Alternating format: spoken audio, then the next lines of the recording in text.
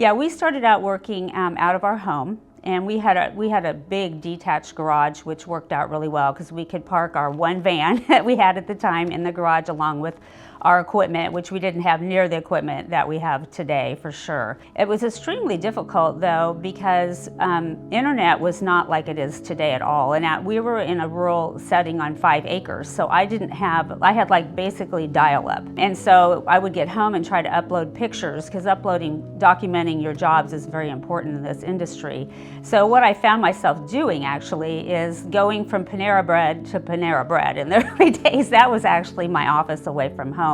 And I knew the booths that I could go in and have a plug-in, and then I could get on their internet and do my work. So I muddled through that for probably a couple years.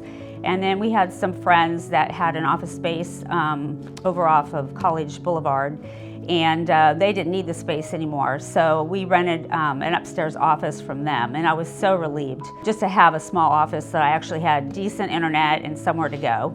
And then we eventually took over the bottom space as well, which was like a whole 1,400 square feet. But we were really thankful to have that and to have a space in the city. It made getting out on jobs so much easier. We just started really taking off and growing and starting getting more insurance jobs, and we started doing contents and textiles, so we needed a lot more space. And then we ended up here where we are now in a basically 30,000 square foot space. So it's been a process.